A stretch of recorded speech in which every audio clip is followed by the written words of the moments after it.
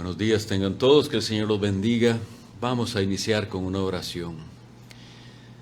Dios Padre Todopoderoso, clamamos a ti en el nombre de tu Hijo Jesucristo y confiamos en tu promesa. Confiamos que la mediación de tu Hijo Jesucristo es perfecta y Él está a tu diestra. En Él confiamos para que contestes nuestra súplica.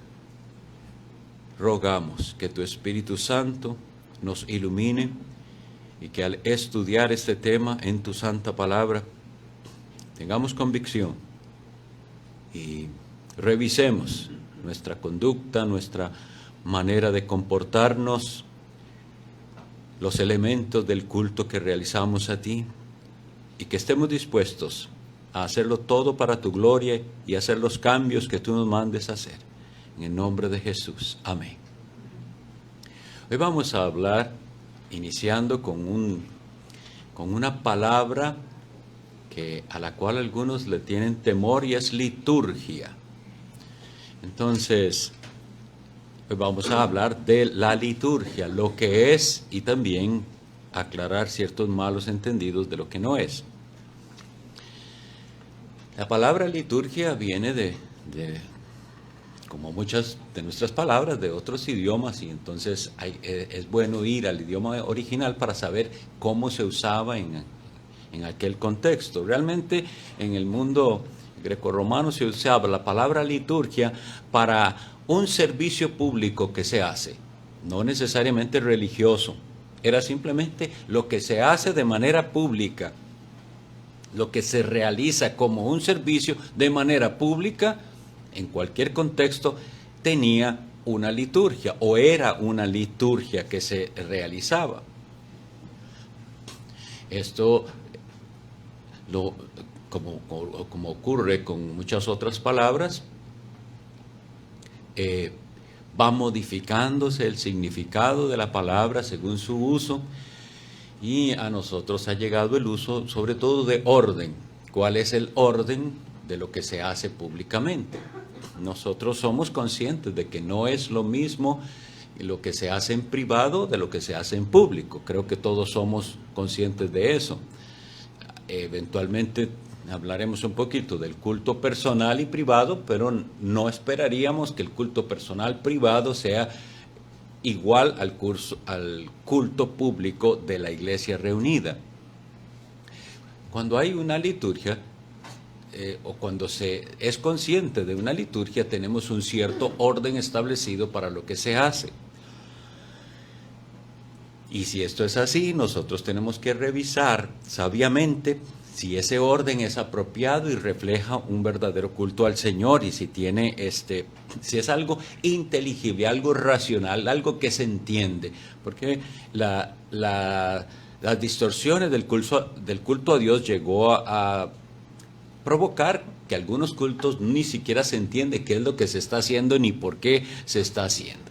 Entonces, si esto es así, de un orden que realmente se usa para realizar el culto a Dios, y eso le decimos liturgia, realmente todas las iglesias tienen una liturgia. Algunas pudiéramos decir que tienen una liturgia más ordenada que otras, pero todos tienen una liturgia. Incluso los movimientos en los cuales ellos dicen que son guiados por el Espíritu Santo y nunca saben qué va a suceder, porque el Espíritu Santo puede actuar de tan diversas maneras que hasta he escuchado quienes dicen no hubo predicación porque el Espíritu Santo vino y los hizo hacer otra cosa, ese tipo de cosas. Aún ellos tienen en su manera una liturgia. De los únicos que se podría decir que no tenían liturgia alguna es de los cuáqueros. La secta de los cuáqueros creía en la luz interior, y ellos se reunían y pudiera ser que el Espíritu no le hablara a nadie y no hicieron nada, se reunieron y nadie habló. O pudiera ser que el Espíritu le hablara a aquel y él dijera algo y el otro dijera otra cosa, y así. Pero pudiera pasar o no pasar. Entonces, solo en ese caso creo que pudiéramos decir que no había del todo una liturgia, pero siempre hay un orden en el cual se hacen las cosas. Esto nos lleva a la necesidad entonces de ver qué confesaron nuestros antepasados al respecto del culto al Señor. En la Confesión de Londres, que es a la que nos suscribimos, las iglesias que son llamadas bautistas reformadas, se nos ayuda mucho en el capítulo 22, en el párrafo 2, definiendo la adoración. Y dice así: la adoración religiosa ha de tributarse a Dios, Padre, Hijo y Espíritu Santo, y a Él solamente. Y oigan, las siguientes cosas son realmente que se incluyen en la confesión para contrarrestar cosas erróneas que se hacen en otro lado, y ustedes podrán identificarlo. Entonces dice: solo al Dios Trino, ¿verdad? No a los ángeles, no a los santos, ni a ninguna otra criatura. Y desde la caída no sin un mediador, ni por la mediación de ningún otro, sino solamente de Cristo. Entonces está definiendo nuestra confesión, y ahí vienen los versículos para apoyarlo muy claramente, lo que es la adoración según la Biblia, para contrarrestar ¿cuál adoración?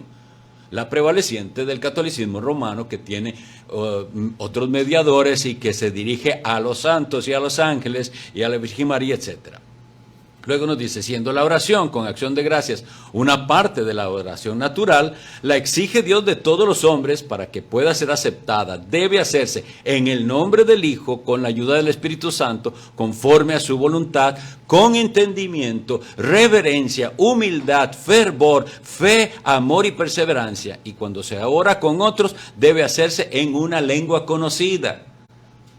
¿Por qué confesaron esto nuestros antepasados? Precisamente porque por muchos siglos el culto latino, o sea, el culto de la Iglesia Católica de Roma, era en un idioma desconocido para el que lo escuchaba, el latín. Entonces ahí refutan eso.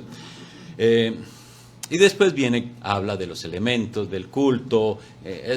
Ustedes lo habrán estudiado, y si no, les animo a estudiarlo, cómo ellos definieron. Siempre las confesiones están tratando de contrarrestar el error y de decir qué es lo que nosotros creemos según la Biblia. Entonces, lo primero que pudiéramos decir es la necesidad, habiendo entendido ayer que hay adoración verdadera y adoración falsa, adoración que Dios acepta y adoración que Dios no acepta.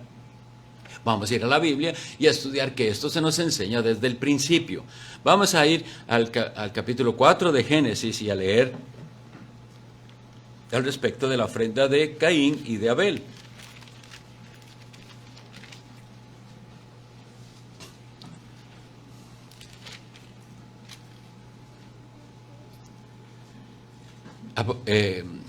Génesis capítulo 4, el versículo 3 dice: y aconteció andando el tiempo que Caín trajo del fruto de la tierra una ofrenda a Jehová. Y Abel trajo también de los primogénitos de sus ovejas, de lo más gordo de ellas. Y prestemos atención a lo que sigue, dice: y miró Jehová con agrado a Abel y a su ofrenda, pero no miró con agrado a Caín y a su ofrenda. Y se ensañó Caín en gran manera y decayó su semblante. Conocemos el resto de la historia, cómo esto llevó al pecado tan terrible de que Caín matara a su hermano, etcétera. Pero prestemos atención cómo el Espíritu Santo nos revela la razón primaria de la aceptación de la ofrenda. No miró con agrado a la persona y a lo que estaba ofreciendo. Las dos cosas eran necesarias. Miró con agrado a Abel y a su ofrenda, pero no miró con agrado a Caín y a su ofrenda. Ahora, es claro por lo que dice después, Primera de Juan 3:12, no lo busquen ahora, pero pueden revisarlo, que el problema de Caín estaba en su corazón. ¿Por qué se dice que Caín era del maligno? ¿Y cómo se demostraba? Sus obras eran malas. En la actitud de Caín yo quisiera que tengamos la primera reflexión esta mañana. La actitud de Caín, ver que la ofrenda, o sea, la adoración de su hermano sí es aceptable y la de él no es aceptable. ¿Qué hubiera sido lo bueno e ideal? Que Caín fuera y preguntara a Abel, si es que él no lo entendía, porque pensamos que que fue una innovación lo de Caín de traer ese tipo de ofrenda, pero supongamos, porque no se dice ahí, ¿por qué no decirle a Abel? Yo quisiera que mi ofrenda a Dios, que mi adoración a Dios sea aceptable. Y la suya sí fue. ¿Por qué? ¿Me puede usted mostrar? Y así deberíamos ser nosotros, a decir, Señor, si nuestra adoración es defectuosa, si está siendo incorrecta en alguna manera, Señor, ¿nos mostrarás la manera correcta de adorar? Porque Jesucristo, después dice el libro de los Hebreos, es nuestro director de adoración, nuestro líder de alabanza. Él es Jesucristo. En medio de la congregación te alabaré. Era una promesa que cumpliría Jesucristo. Entonces, por medio de Jesucristo debemos, y de su palabra, aprender cuál es el culto aceptable delante de Dios. Y no ser como Caín, que simplemente se enoja porque su ofrenda no es aceptable. Hasta aquí lo único que tenemos que tener claro es, hay ofrenda no aceptable. Y lo primero que debe ser aceptado antes de nuestra ofrenda es nosotros. Y nosotros hemos sido, si somos creyentes, hechos aceptos en el amado. Efesios capítulo 1, ¿verdad? Entonces, eso es lo principal. Que no pretenda dar un culto a Dios aquel que él mismo no ha sido aceptado delante de Dios. Porque ese fue el orden que leímos ahí. No agradó él y su ofrenda, no fue acepto. Pero nosotros en Cristo hemos sido hechos aceptos en el amado y ahora podemos adorar a Dios, pero ahora tenemos que entonces estudiar cómo le agrada a Dios ser adorado. Vimos que la ofrenda de Caín fue inaceptable por eso, pero vamos a ver otro ejemplo más. Levítico capítulo 10.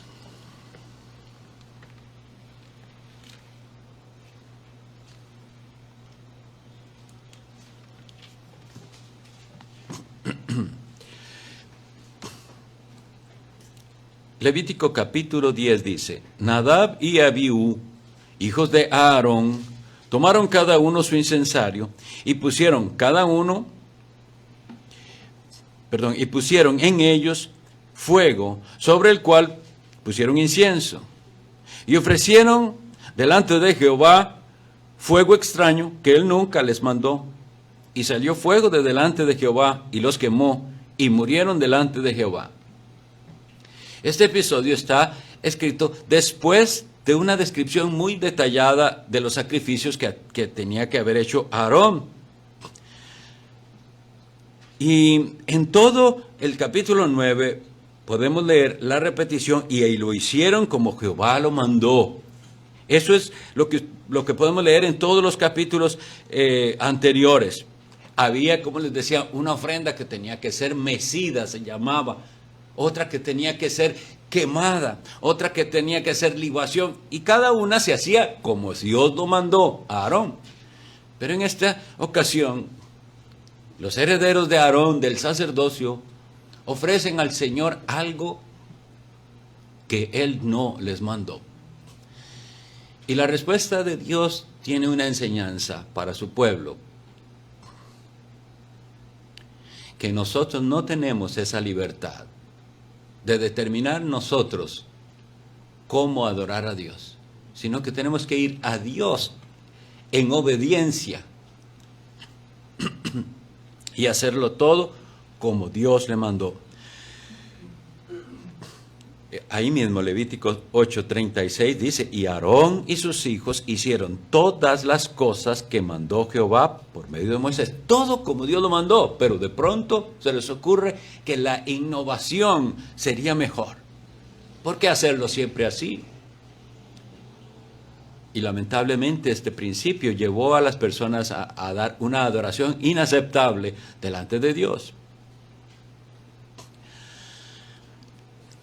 Vamos a leer otro pasaje más en el cual se nos enseña que las mejores intenciones no son suficientes, como les decía ayer también. Segundo libro de Samuel, capítulo 6.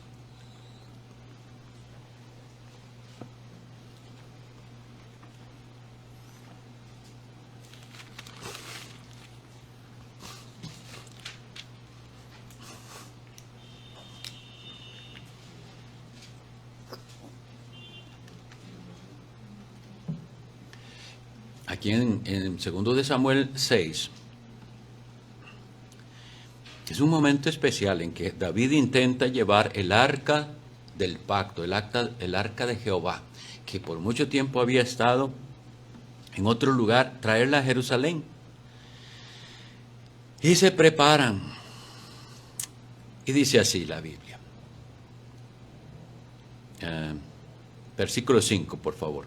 Y David y toda la casa de Israel danzaban delante de Jehová con toda clase de instrumentos de madera, de haya, con arpas, salterios, panderos, flautas y címbalos.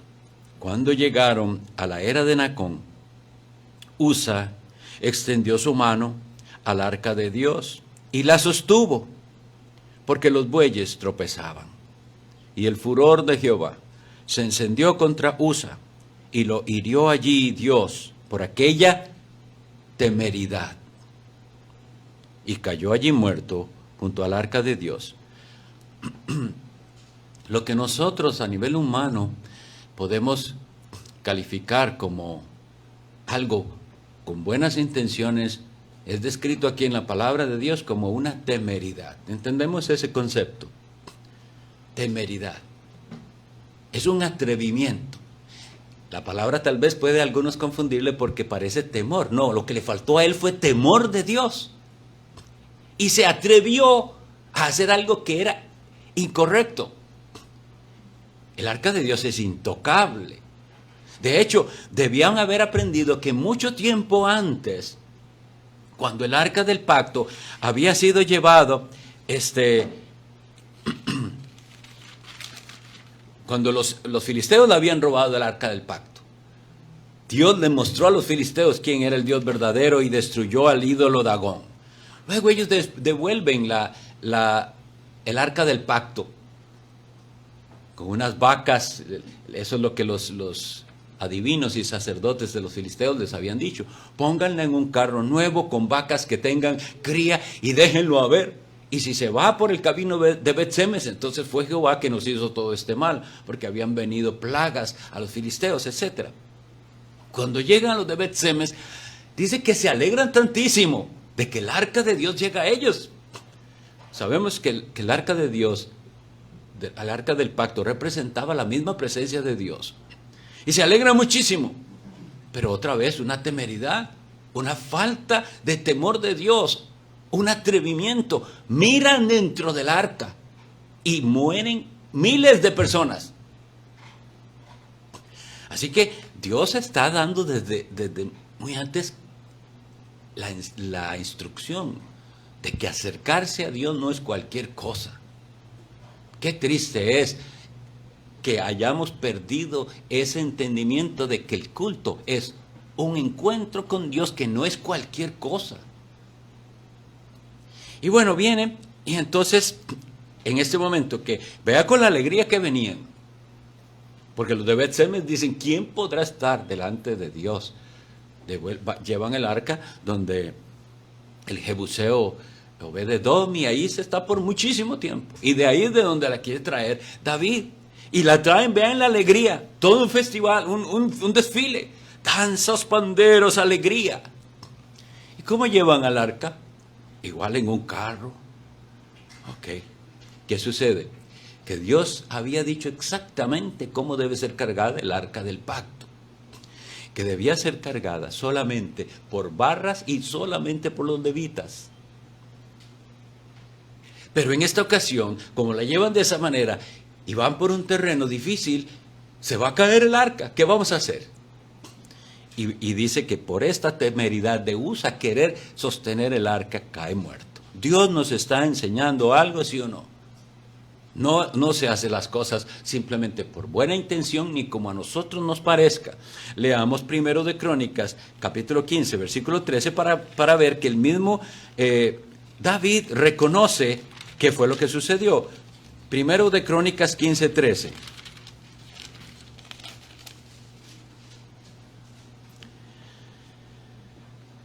12 y 13. Está David diciéndoles a ellos, dice, y les dijo, vosotros que sois los principales padres de las familias de los levitas, santificaos vosotros y vuestros hermanos, y pasad el arca de Dios el arca de Jehová, Dios de Israel, al lugar que le he preparado. Y oigan esto, ya el entendimiento. Pues por no haberlo hecho así vosotros la primera vez, Jehová nuestro Dios nos quebrantó, por cuanto no le buscamos según su ordenanza. Que eso nos debe de quedar muy claro. Si hemos de buscar a Dios, si hemos de acercarnos a Dios y hacerle un culto a Él, debe ser según su ordenanza. Si no, nuestro culto va a ser rechazado. Y claro, como ahora nadie cae muerto, entonces siguen ofreciendo fuego extraño, que Dios nunca les mandó. Pero se les ha ocurrido que se ven muy bonitas las danzarinas ahí, y no hayan cómo quitar, que Dios no les mandó a hacer eso. Es una temeridad, y así como tenemos que verlo. Entonces, como les había dicho, la adoración fue algo esencial en la época de la Reforma Protestante. Fue realmente eso. Fue decir, debemos volver a la verdadera adoración de Dios. Ustedes saben, debemos imaginar, no sé cuántos aquí hayan sido católicos o hayan estado en un rito de la Iglesia Católica Romana. Y entonces ven muchas cosas, algunas de las cuales todavía tienen elementos bíblicos, pero otras no. Y yo quisiera hacerles pensar, ¿cómo llegó esto a pasar? ¿Ustedes creen que fue así de no más que la iglesia primitiva tenía su culto bien y de pronto la siguiente semana ya tenían la misa como tal? Eso no fue así. Fue un descuido en el que poco a poco se dejó entrar al culto al Señor elementos paganos, elementos judíos y elementos de invención humana.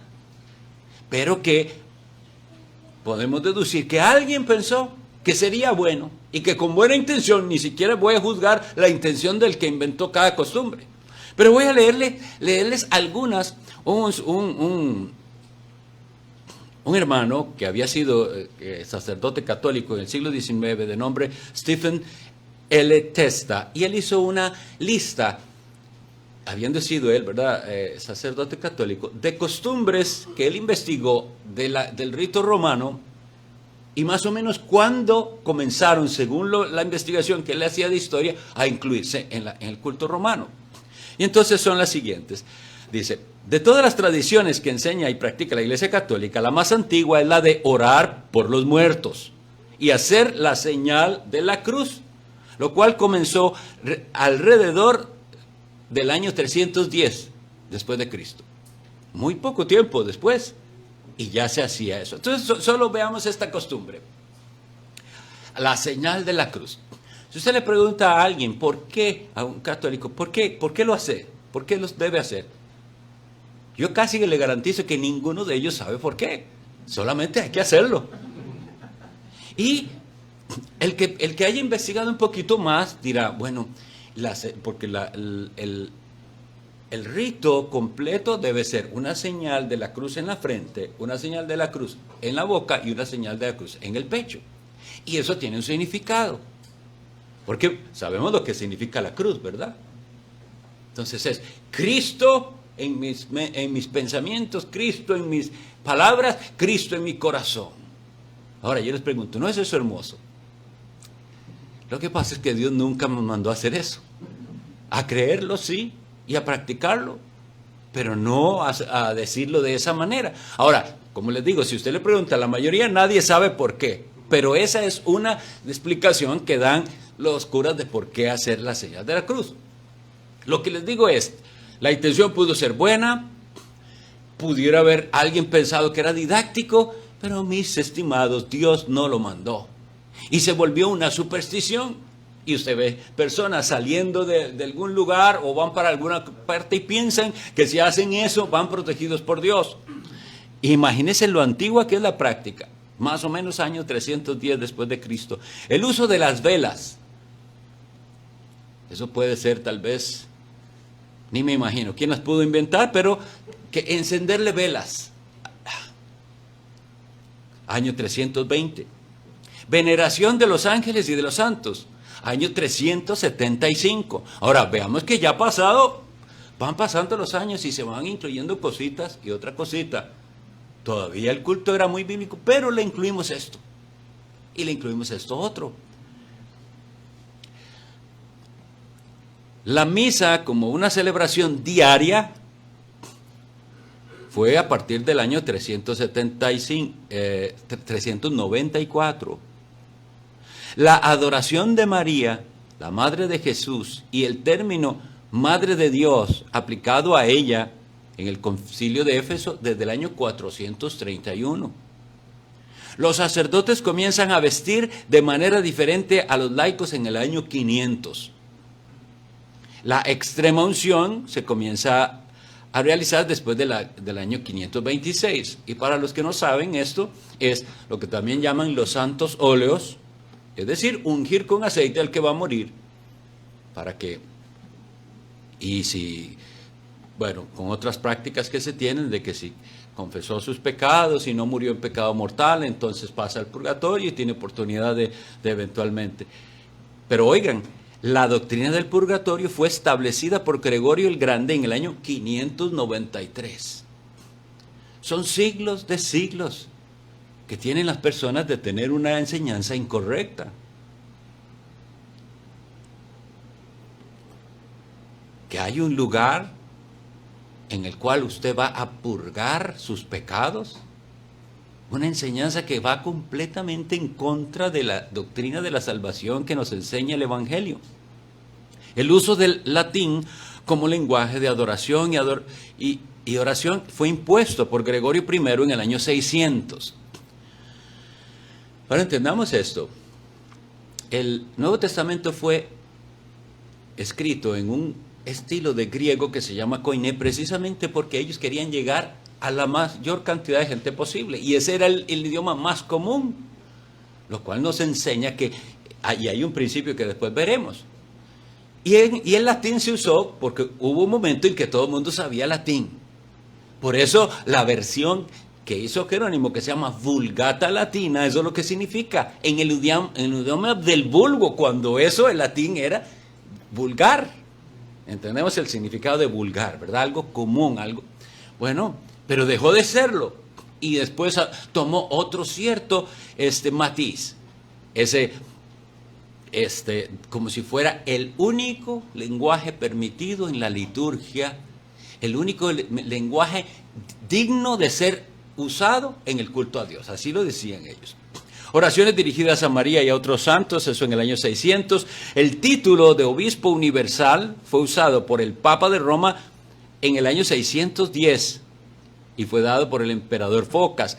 Besar los pies del Papa, ya esto no es tan común, pero se daba por muchos siglos. En el año 709 se implementó esa práctica. Se autoriza la adoración de la cruz, de las imágenes y de las reliquias en el año 788. Entonces entendamos, esto no pasó de un momento para otro. Y ahí es donde vienen todas aquellas supersticiones de que en tal o cual iglesia hay una reliquia, hay un pedacito de la cruz de Cristo. Y en la otra iglesia hay cabellos de la Virgen María. Y ahí todas las posibles supersticiones, porque abrieron la puerta a tal cosa. Aunque al principio o ahora quieran decir, no es adoración, es una veneración. Es un homenaje que se le rinde a los santos antiguos, pero vean desde dónde viene. Se autoriza el agua bendita que contiene un poco de sal con la bendición sacerdotal en el año 850. Cuando yo hablo del agua bendita, me da tanto pesar ver a muchos evangélicos tomando la superstición de ponerle aceite a todo, como si fuera agua bendita igual. Pasan de una superstición católica, no bíblica, a otra superstición. Entonces, ahora piénsenlo, mis hermanos, los evangélicos de antes no tenían esas prácticas. Eso entró a las iglesias. En algún momento entró por una mala interpretación, por una mala práctica, pero les pareció bien. Porque el ser humano tiene esa tendencia pecaminosa a poner su fe en lo que ve. Por eso el apóstol nos dice, andamos por fe, no por vista. Por eso nuestra fe en Jesucristo, a un Cristo que nunca hemos visto y no vemos, pero que creemos en Él. En cambio, todo este rito se trata de una religión que es por vista. Entonces, la veneración de San José, 890. Oigan este bautismo de las campanas. Las campanas tenían una utilidad. Imaginemos pueblos antiguos, hay que hacerse notar. La campana daba un mensaje y eso no tiene nada de malo, pero ahora si la campana se usaba para la iglesia, hay que bautizarla antes. Son cosas que a alguien se le ocurrieron y no hubo una voz tal vez que dijera, eso no es bíblico, ¿de dónde están sacando eso? El ayuno de los viernes durante la Cuaresma en el año 998, y para los que no están enterados, fue hasta después del Concilio Vaticano II, que terminó en 1964, que los católicos practicantes tuvieron permiso de comer carne un viernes. No era solo en Semana Santa, nunca un viernes un católico podía comer carne. Ya eso lo quitaron, pero está registrado. El celibato de los sacerdotes católicos se estableció en el año 1079. La oración mecánica del rosario. No sé si saben cómo es la oración del rosario, pero es un collar en el cual, por medio de las cuentas, usted va haciendo una serie de oraciones repetitivas. Y eso empezó a usarse en el año 1090. Luego viene cuando se instala la Inquisición, eso no para el tema no, pero venta de indulgencias para comprar el perdón de pecados en el año 1190. El dogma de la transubstanciación decretado por el Papa Inocente III en el año 1215. ¿Entienden? La transubstanciación es la doctrina o dogma de la Iglesia romana que dice que una vez que el sacerdote consagra la hostia, el pan y el vino, eso se convierte verdaderamente en el cuerpo y la sangre de Jesucristo. No que lo simboliza nada más, no que hacemos memoria, se convierte en. Por eso antes, cuando la gente todavía entendía esto o lo creía, tenía miedo. Pregunte a sus abuelos si fueron católicos o a los antiguos, ¿con qué respeto tomaban aquel pedacito de pan? Con un temor tan grande, ahí va Cristo, no lo puedo morder. Hoy en día no es así, hoy en día se ha perdido todo, incluso en la Iglesia Católica, todo respeto, incluso hasta estas supersticiones, pero seguimos. La adoración de la hostia como tal fue hasta el año 1220. Y en el Concilio de Verona, oiga a lo que llega una iglesia supuestamente cristiana. En el Concilio de Verona en 1229 se prohíbe a los laicos que tengan acceso a la Biblia. Ahora, ¿cómo pasamos de ser la Biblia, el libro que necesitamos para conocer la voluntad de Dios revelada, a que la Biblia sea un libro prohibido por la misma iglesia? Eso sucedió poco a poco, poco a poco.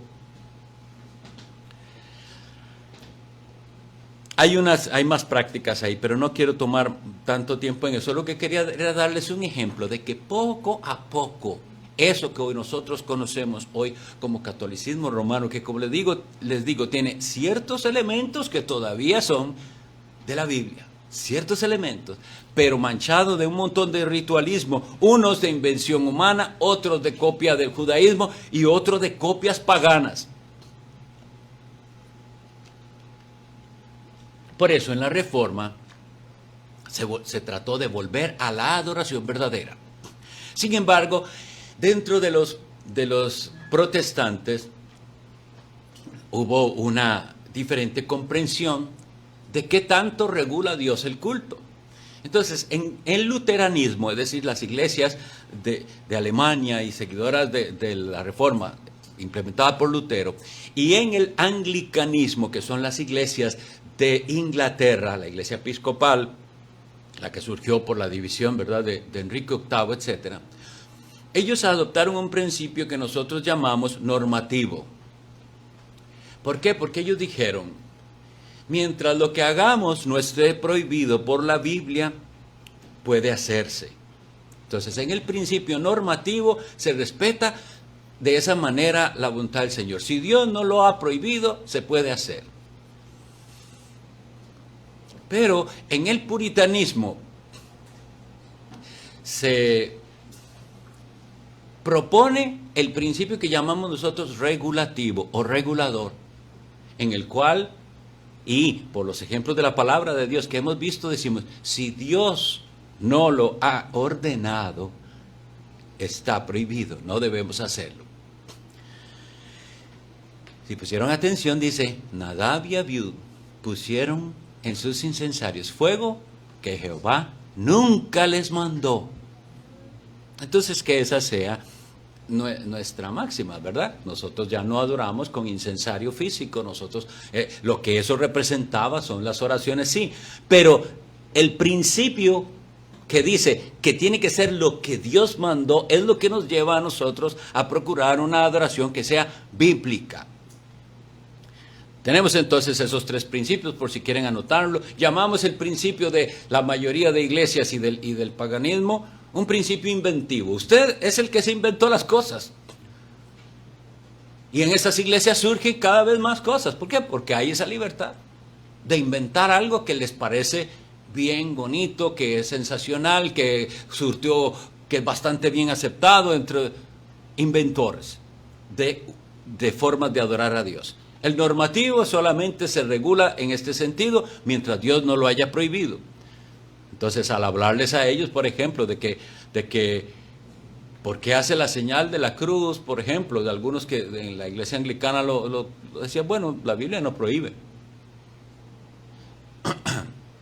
O las velas, o algunas cosas así.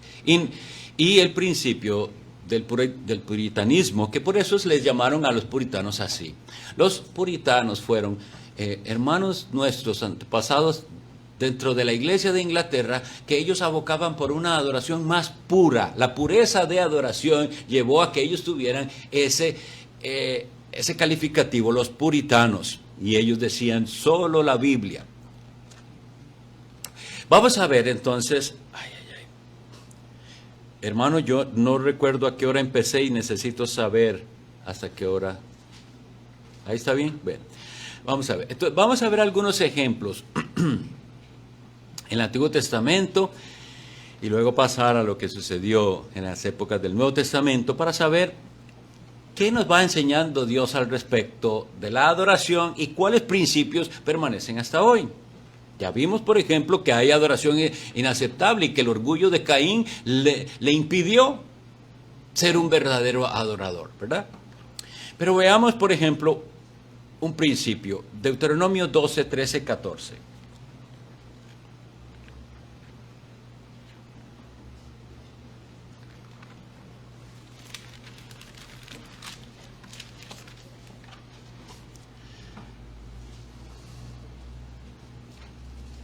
Cuídate, dice Dios a Israel, de no ofrecer tus holocaustos en cualquier lugar que vieres, sino que en el lugar que Jehová escogiere, en una de tus tribus, allí ofrecerás tus holocaustos y allí harás todo lo que yo te mando.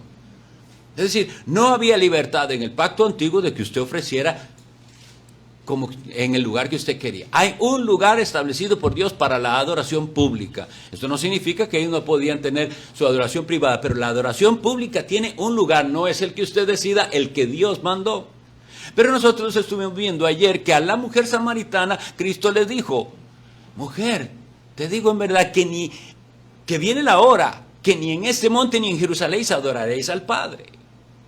Entonces quiere decir que ahora Cristo nos dice, y ahora no se trata de un lugar físico. Y sin embargo, mis estimados, el principio permanece. Porque esa Jerusalén escogida para ser el lugar de adoración público, en todo el Antiguo Testamento, si interpretamos bien la Sagrada Escritura, tipifica a la iglesia del Señor. Así que la iglesia del Señor es ese lugar establecido por Dios para la adoración pública. Es necesario que lo entendamos así. No haga usted el culto donde usted quiera, con los que usted quiera. Tiene que ser la iglesia, el lugar donde Dios ha prometido su presencia. Y Él dijo, no en cualquier lugar, en el lugar que Dios ha escogido. Y Dios escogió a Jerusalén. Y Jerusalén es la iglesia. La Jerusalén celestial. No un lugar físico, no un lugar, no 4 paredes específicamente, sino donde el pueblo de Dios está reunido en el nombre de su Hijo. Ese es el lugar apropiado para la adoración pública. Ahora, si ustedes leen con atención todo lo que dice el libro de Levítico, hay una descripción muy detallada con respecto a lo que los hombres tenían que dar, cuándo darlo, cuál era. Realmente el hombre vivía de cara a Dios de veras. Tenía que apartar el sábado completo, el día de reposo. Le recordaba eso, que el tiempo no es suyo, el tiempo se lo dio Dios y Él le manda a apartar ese tiempo para Él. Los primogénitos son de Jehová y había que ofrecer por los primogénitos. Pero todos los primogénitos realmente, entonces Dios dijo, me daréis a todos los levitas en representación de los primogénitos. De todo lo que usted gane, de todo lo que le dé el fruto de la tierra, tiene que traer ofrenda a Dios. En cada cosa estamos demostrándose quién es el dueño de todo. El dueño del tiempo, el dueño de lo que tengo, el dueño de mis riquezas. Los diezmos, 3 fiestas solemnes al año, había que venir, darle a Dios. Y esto nos confronta terriblemente con la mentalidad del hombre moderno. El hombre moderno es deme. No da. Deme derechos, deme el Estado, deme. Y en todo lo que vemos en el Antiguo Testamento es el hombre dando a Dios en reconocimiento y en gratitud de que todo procede de Dios. Tengamos eso presente, porque el hombre moderno no quiere dar nada a nadie, ni a Dios. Pero estamos mandados, como ayer también leímos una de las citas donde dice, nadie se presentará delante de mí con las manos vacías. Ahora, hay mucho más que decir y muy precioso de todo el ritual del antiguo pacto, que se enseña después en su cumplimiento en Hebreos. Cristo, el sacerdote perfecto, Cristo que es, dice, sacrificio y ofrenda a Dios. Vean lo maravilloso de nuestro culto a Dios. Tenemos un sacerdote, un mediador, pero que Él no tiene que ofrecer por sí mismo porque Él no tenía pecado. Y se ofreció Él mismo por aquellos a los que está presentando a Dios. Recordemos que en el oficio, Cristo cumple 3 oficios. Según nos enseña la Escritura, profeta, sacerdote y rey del pueblo de Dios. Como profeta, Cristo está hablando de parte de Dios al pueblo.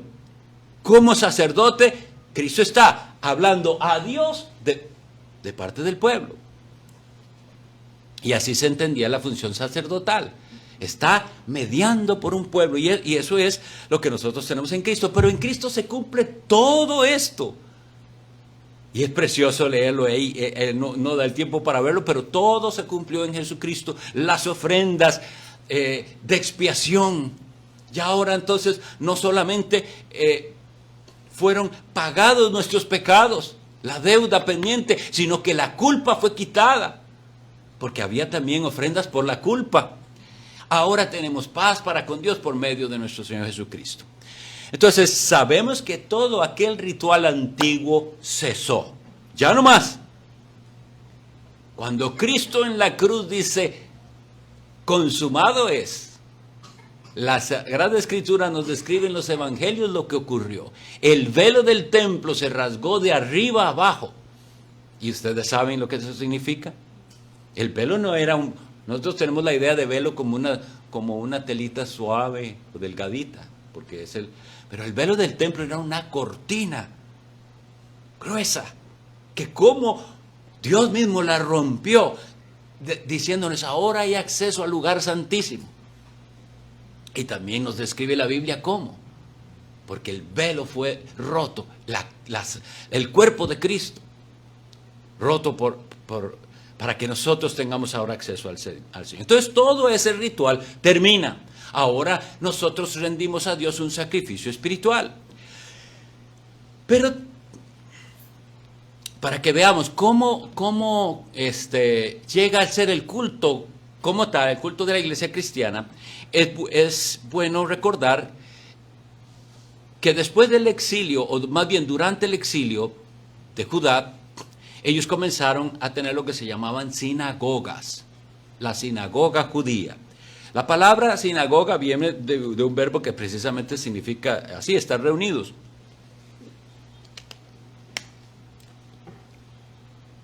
Entonces, en esa reunión que hacían los judíos, tienen unas ciertas reglas que se las voy a decir para que ustedes comprueben cómo en la época apostólica se tomó de ese modelo para rendir culto al Señor ciertos elementos. Interesante cómo el ser humano siempre es. Ellos definieron, porque esto es cosa de cómo se hacía el culto de la sinagoga. La sinagoga definió, los judíos definieron que para poder hacer una sinagoga se necesitaba siempre al menos 10 hombres. Al menos 10 hombres. Si no había 10 hombres no se podía tener el culto de la sinagoga. ¿Y saben qué? Pasaron a pagarle a 10 para que siempre estuvieran 10. Se le pagaba a esos, porque si no, no podían hacerlo, y como estos ya cumplieron con las reglas, están los 10. Eso es algo que a nosotros también nos debe servir. ¿Cómo es el ser humano para tomar atajos para las cosas, verdad? Y no tener lo real. Debería haber al menos 10 comprometidos. Pero ahí había 10 pagados para que pudiera hacerse el culto de la sinagoga. El culto de la sinagoga era algo como lo que sigue. Había una invocación, luego había la recitación del credo. El credo es el Shema, es aquel Deuteronomio 6 donde dice, oye Israel, Jehová vuestro Dios, Jehová uno es el Shema. Luego había una oración que se llamaba de las 18 bendiciones. Y luego había lectura de las escrituras. Esa se asignaba a alguien, quien va a leer las escrituras, y se realizaba de pie. Recordemos que a Cristo en la sinagoga le fue dado. Se le asignó, lea, el profeta. Y luego venía una predicación del que se había preparado para hablar. Por eso, ustedes recuerdan, y esto era, también se le permitía al que tuviera capacidad de hacerlo. ¿Recuerdan cómo el apóstol Pablo procuraba siempre estar en las sinagogas los sábados? Porque ahí me van a dar chance y yo les voy a hablar de la verdad del evangelio. Entonces es en ese espacio. Luego recitaban lo que se llama el Kadish. Era una oración en la que ellos pedían la venida del Mesías. Luego se cantaba un salmo. Las mujeres no podían cantar. Y luego después de eso, que tenían que estar aparte, por cierto, se daba la bendición de Aarón, que ustedes deben conocer, la que está en Números 6:24. Ese era el modelo. Eso era un culto de la sinagoga. Al final, entonces, el rabino o el que presidiera decía, Jehová te bendiga y te guarde, etc. Jehová alce a ti tu rostro, ponga en ti paz. Entonces, de esos elementos, la iglesia cristiana primitiva toma para hacer su reunión al Señor. Y nosotros vemos en la Biblia, no el orden como tal, pero los elementos. Por eso nuestros antepasados, cuando diseñaron la confesión, fueron también cuidadosos de hacer esa diferencia entre los elementos de la adoración y las circunstancias de la adoración. Dios regula los elementos, no las circunstancias. Para ponerles un ejemplo, las circunstancias es que estamos aquí en un hotel. Pudiera ser en otro lugar. Las circunstancias es que ustedes están sentados en sillas, pero pudieran ser bancas. Las circunstancias es que pudieran no haber ni sillas ni bancas y estar todos de pie. Hubo una época en la que no había sillas ni bancas. Si usted quería sentarse, debía llevar su banco. Esas son circunstancias. La Biblia no las regula. Pero ¿qué pasa ahí en ese momento donde están reuniendo? Sí, lo regula Dios y es lo que tenemos que tener cuidado de no innovar. Hechos 2:42.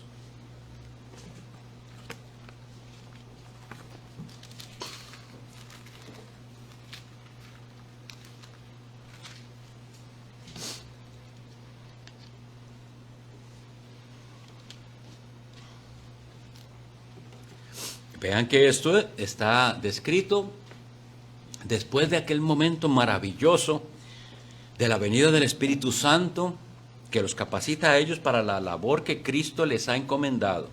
Cristo les había dicho, no salgan de Jerusalén hasta que reciban la promesa del Padre, la cual les dijo, oísteis de mí, fueron bautizados por el Espíritu Santo. Y dice el versículo 41 y 42 de Hechos 2, así que los que recibieron su palabra fueron bautizados y se añadieron aquel día como 3,000 personas. Y perseveraban en la doctrina de los apóstoles, en la comunión unos con otros, en el partimiento del pan y en las oraciones. Lo cual nos da elementos indispensables para la iglesia del Señor. La iglesia del Señor es apostólica, nunca lo dudemos. Es apostólica no porque haya en este momento hombres que puedan decir soy apóstol, no hay más, pero porque es perseverante en la doctrina de los apóstoles. De hecho, lamentablemente, muchas de las iglesias que dicen tener un apóstol no son para nada apostólicas. Se han apartado de la enseñanza y de la doctrina. Entonces, lo da de primero. La doctrina apostólica debe ser parte de aquello en lo que persevera la iglesia de Dios al reunirse. La comunión unos con otros.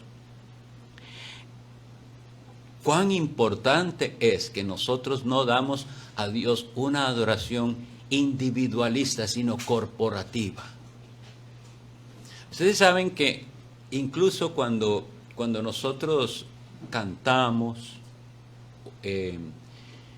hay un elemento individualista que nos lleva a veces a cerrar los ojos. No estoy diciendo que sea malo cerrar los ojos cuando cantamos, porque a veces hay alguna frase que nos... Pero a veces esa práctica lo aparta usted de que usted como si usted estuviera solo. No, usted está con los demás. Usted juntos están cantando y a veces nos estamos cantando unos a otros según nos indica la Biblia. Entonces, no es algo individual, es algo corporativo. La comunión unos con otros es muy, muy importante. El saber que somos un cuerpo en Cristo. Los cultos en los que se impulsa a las personas a buscar un éxtasis personal, precisamente aísla. La persona está nada más en lo de él, sintiendo, brincando o lo que sea, pero él ya se desconectó de la congregación.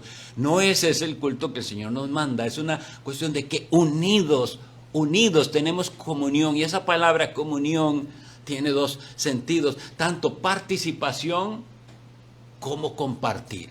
Compartir y participar es koinonía. Nosotros compartimos lo mismo y participamos de lo mismo. Y esto es algo importante al hablar del culto. Participamos. Las personas lamentablemente llegaron a creer que participar del culto es que tiene que tener algo que vino a hacer aquí al frente. Pero eso no es. Usted puede estar sentado allá en la última silla y usted está participando. Desde ahí usted canta, desde ahí usted dice amén, que es una palabra bíblica. Amén. Y es la forma que vemos en la Escritura para responder a Dios, una manera correcta. Entonces, había comunión. Cuando me acuerdo de esto de amén, siempre tengo en mi mente que en algún momento también a alguien se le ocurrió que aplaudir era buena idea. Y una vez me puse, me salgo un poquito del tema, a estudiar cuándo empezó en la historia la práctica de aplaudir. Desde antiguo en Roma, cuando alguien daba un buen discurso, con las solapas hacían el ruido.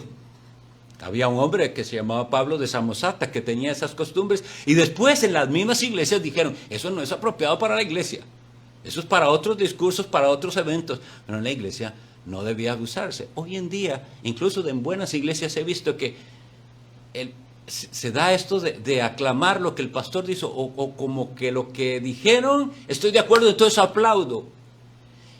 Y nos hace parecernos tanto a otra reunión que no es un culto. Yo no estoy diciendo que es que el dar palmada sea en sí mismo, es el asunto. Dios nos dio una manera. Se llama amén, que significa así sea.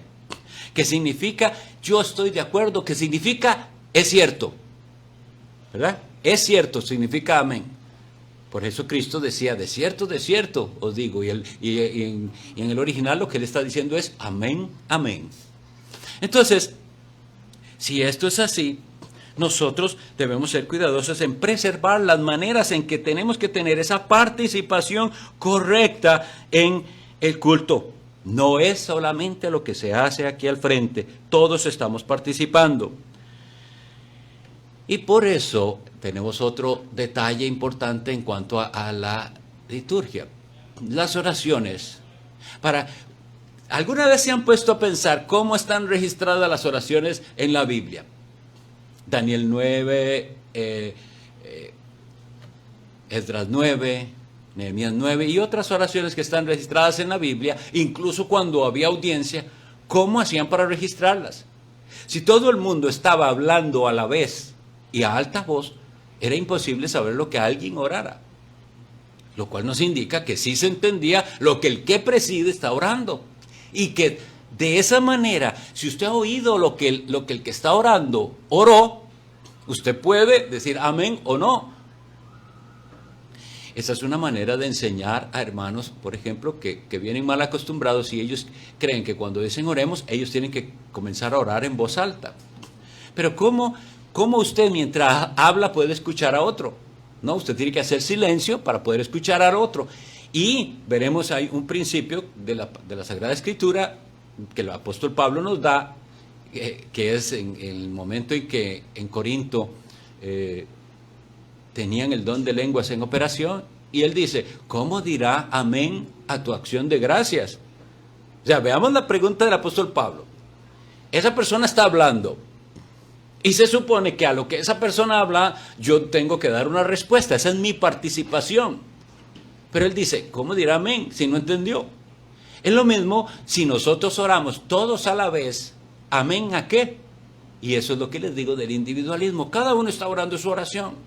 Y así no es la oración corporativa. En la oración corporativa, esa persona que está invocando el nombre del Señor, nosotros todos vamos siguiendo, poniendo atención para saber si oró correctamente, con la mediación correcta y por cosas correctas, decimos juntos, amén.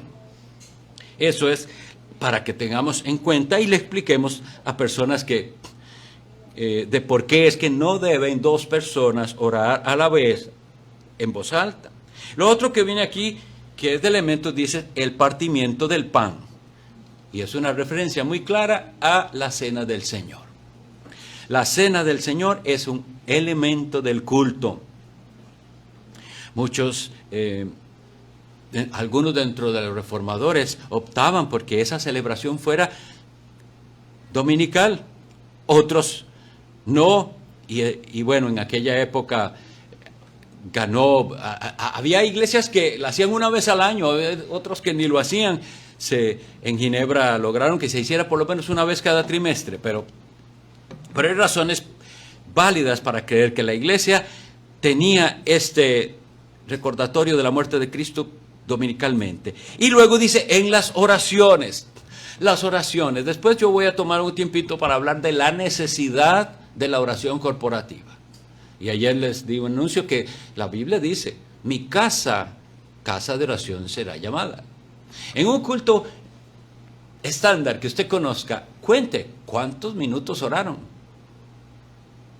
Se hacen breves oraciones rápidas ahí y ya. Lo demás es entretenimiento, cantos, cosas, pero casa de oración.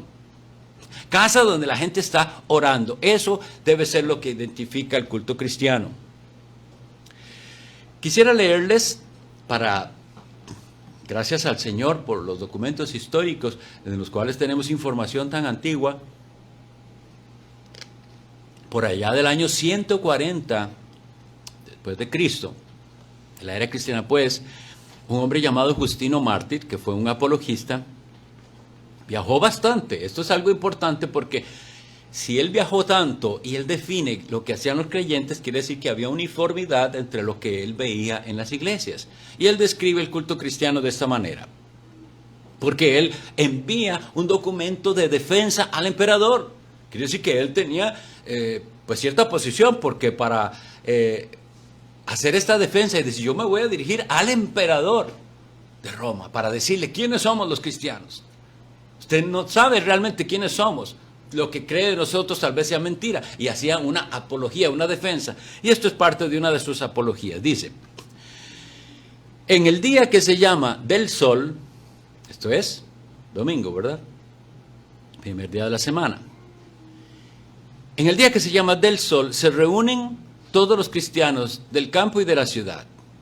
Y se leen en público los recuerdos o memorias de los apóstoles, o los escritos de los profetas. Vea por dónde le empieza, que la palabra de Dios es esencial en el culto. Dice, el que preside la asamblea hace una exhortación para que el pueblo imite los ejemplos que se han leído. Los presentes elevan oraciones suplicando la gracia para permanecer fieles al mensaje del evangelio. Tras las oraciones se dan mutuamente el saludo de la paz. Luego, el que preside a los hermanos recibe de la asamblea pan y un vaso de vino mezclado con agua. Tributa alabanzas al Padre, al Hijo y al Espíritu Santo y pronuncia una larga oración de acción de gracias. En otras versiones lo han traducido como pronuncia una oración según su capacidad. El pueblo responde, amén. Los diáconos dan a cada uno de los asistentes una parte del pan y del vino mezclado con agua. Este era el rito, tan sencillo. La palabra, la oración, la celebración del sacramento. Y veremos que para muchos esto es aburrido. ¿Cuántas personas se refieren a la iglesia o a lo que se hace en la iglesia como algo aburrido? Cuando nosotros veamos esa expresión, ya nosotros sabemos qué tanto ha decaído el concepto de culto. ¿Por qué? Porque si la gente dice que es aburrido, está esperando que en esa reunión se haga algo que sea entretenido, divertido, y nada de eso tiene que ver con lo que nosotros hemos visto por la Escritura, que es un acercarse a Dios nosotros como su pueblo. A mí me encantan las palabras de Jacob que se describen en Génesis, cuando él tiene aquel sueño de la escalera, ¿recuerdan? Una escalera que subía hasta el cielo, y que Dios estaba arriba, y ángeles subían y bajaban. Y él se despierta de aquel sueño, y él dice,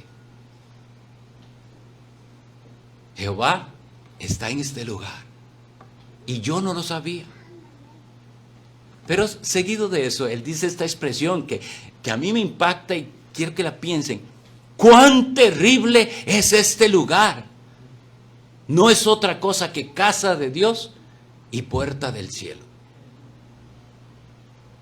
Si el culto se ha vuelto algo tan común que la gente no piensa en la grandeza de la presencia de Dios, hemos perdido el culto cristiano. Eso, cualquier otra cosa, ya no es culto cristiano.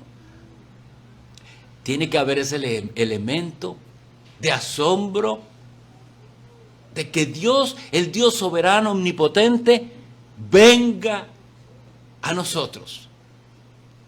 Y vino en la persona de su Hijo Jesucristo. Y en nombre de su Hijo Jesucristo nos reunimos y por eso creemos que su presencia es real. Así que todo aquello que se haya incluido en el culto, que reste a la solemnidad de la presencia del Dios único y verdadero, y al júbilo verdaderamente espiritual, tenemos que quitarlo.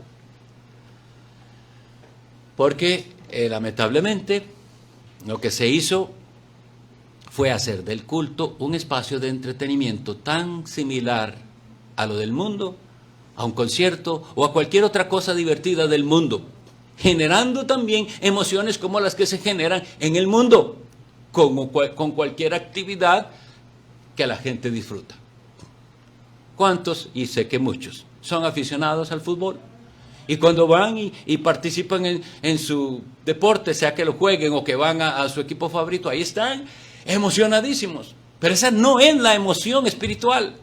Y esa es la misma emoción que están generando en ciertos cultos. No es algo espiritual. No tiene que ver con su alma, no tiene que ver con un reconocimiento de cuán grandes son sus pecados, que les lleva a llorar sus pecados. No tiene que ver con pensar realmente en Cristo y en su sacrificio. Por eso la cena del Señor se volvió para muchos un simple rito. Y han pasado tristemente de aquella superstición católica en la cual ese es Cristo y usted se lo va a comer.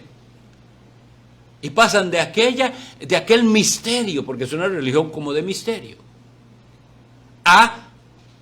es simplemente un rito, un recordatorio. No, no es así. La celebración de la Cena del Señor debe hacerse de tal manera que cada vez nos sentimos más cerca de un entendimiento correcto del sacrificio de Jesucristo. La sangre derramada en la cruz, el cuerpo partido, tiene que llevarnos a un acercamiento, porque eso se realiza y nuestra fe aumenta. Por eso le llamamos un medio de gracia. Recuerdan que el apóstol Santiago dice, y él da mayor gracia. ¿A quiénes? A los humildes. Si nosotros de verdad participamos de los medios de gracia, cada vez vamos recibiendo más de su gracia y más fe.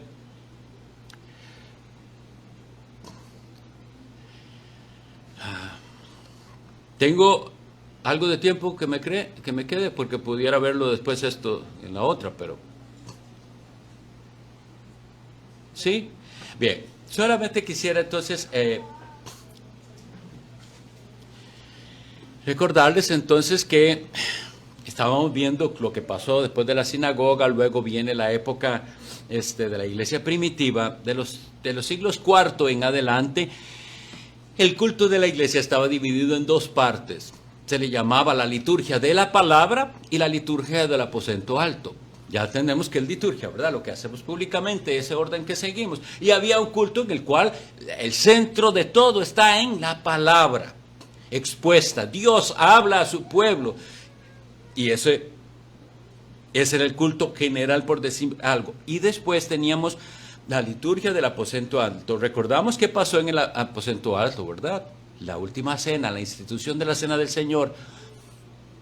Y era costumbre que terminada esa primera parte del culto, todos los que no eran miembros de la iglesia bautizados debían salir, y solo se quedaba para la participación de la cena del Señor los creyentes bautizados.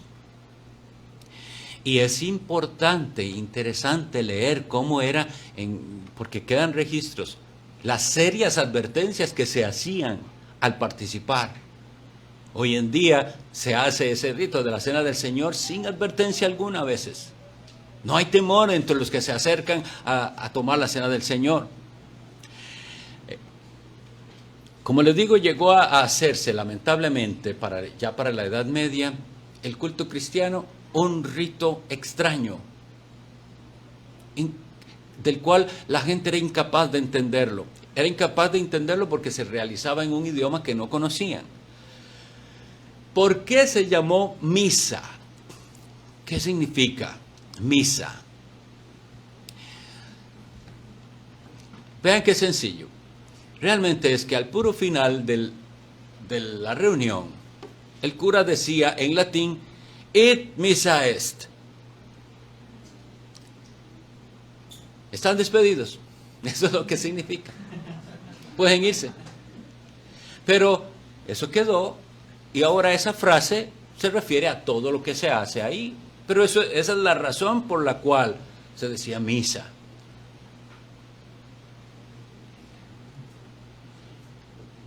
Les leo rápidamente por si no lo conocen, y es bueno saberlo cómo era, y para que veamos cuánto de esto que está estructurado aquí como la misa católica tiene un elemento, ¿sí?, 5 minutos, sí. Tiene un elemento que proviene de la palabra del Señor. Y esto me interesa mucho porque el declinar de las iglesias cristianas evangélicas ha sido tal que a veces encuentro más elementos bíblicos en una misa católica que en un culto evangélico. La misa se componía de una entrada, a veces en procesión, a la iglesia, de un saludo, un acto penitencial. ¿Qué significa eso? Que eran llamadas las personas a reconocer su pecado antes de acercarse a Dios. Luego se cantaba el Gloria, el pueblo no lo cantaba, había quien cantara, o el cura o alguien más.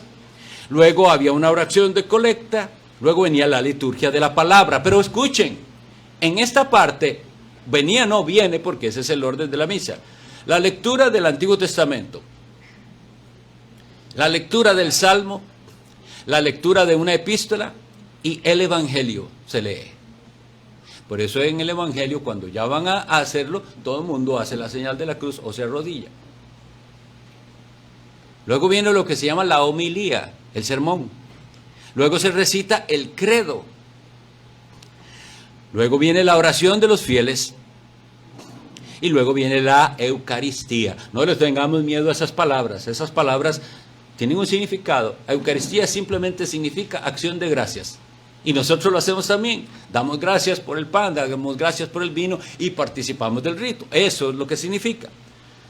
El rito de las ofrendas, una plegaria eucarística, se hace la comunión y ya.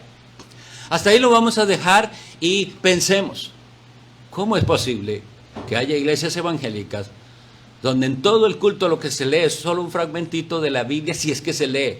Pero Biblia leída, espacio de solamente la lectura de bíblica, ya no está dentro del culto. Eso nos debe llamar grandemente la atención y pedir al Señor que restaure las iglesias al culto verdadero. Que el Señor los bendiga.